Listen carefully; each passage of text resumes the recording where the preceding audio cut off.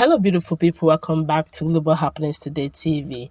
Some days to the end of 2021, Plateau, that's just governor, and some of the elder statesmen, the politicians, the elites there cried out to Nigerian government on what the Fulanis were doing in their community. It got so bad that they practically told Nigerians that actually the Fulani herdsmen are not bandits, but they're actually land grabbers. Fast forward into 2022, it looks like gradually, bit by bit, people are understanding the dynamics of what is going on in Nigeria and the fact that the southern part of Nigeria are now beginning to feel the heat.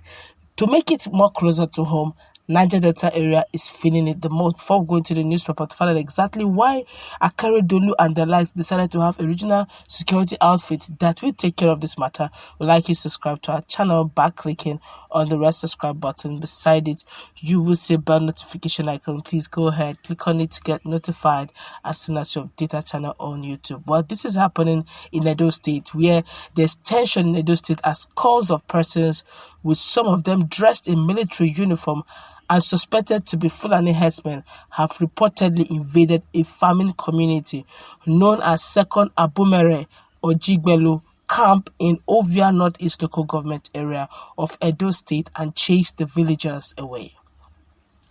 They also alleged to have taken over their farms, their homes, and their properties. Some of the villagers have run away for their lives and now taking refuge in other communities around Okada narrates their ordeal.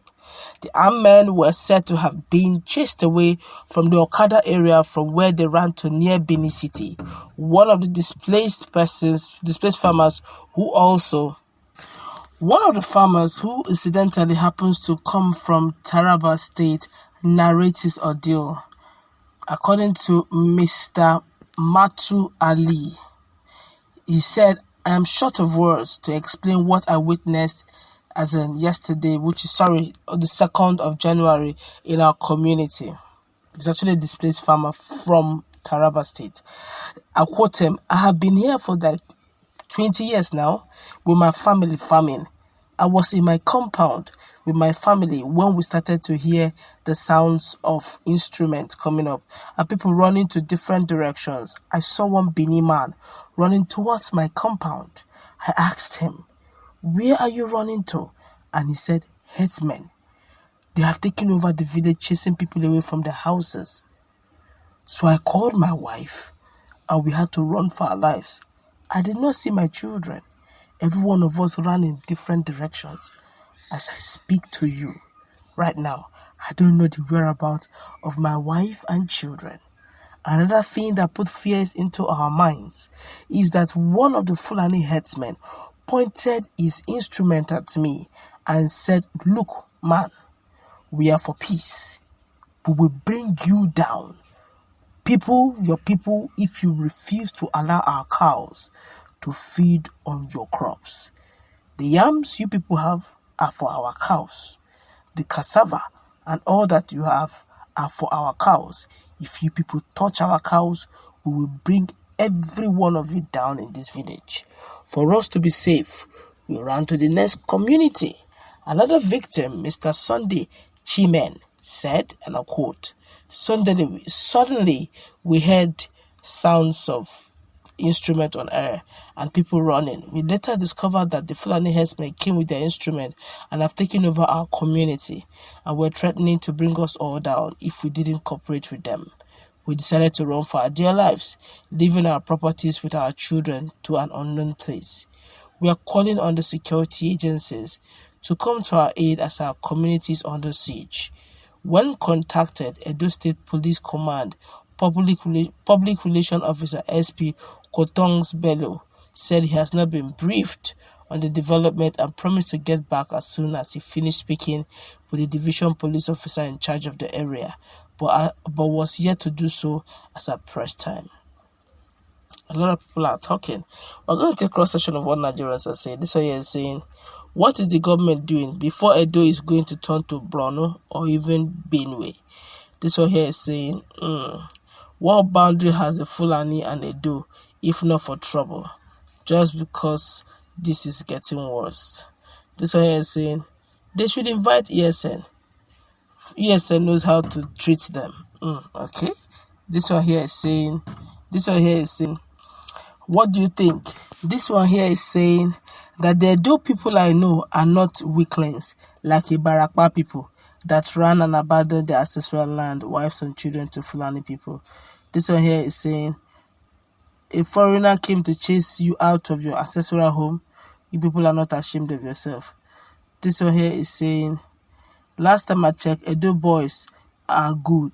They have better start doing the necessary. All right, but let's look at this critically.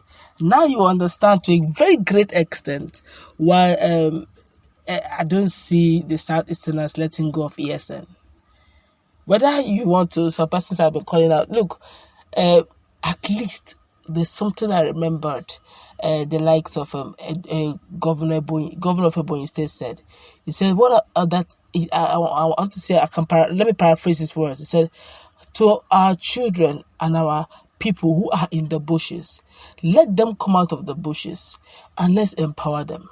Which means even the governors know that there are some persons in the forest in Southeast protecting that place. Whether they're just staying there eating sugar cane or they are there working, and one thing is certain, the fact that they're in the bushes, the Fulani herdsmen cannot enter that bushes and get comfortable. Because as soon as they enter with the cows, they will meet people already there waiting for them. I must say this. What ESN is really doing for these guys, based on the fact that in a community like Edo, some people are already complaining in their suburb, in their, according to the news, Okada area.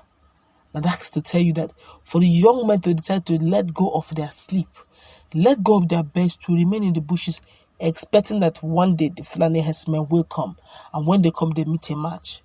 I must give it to them.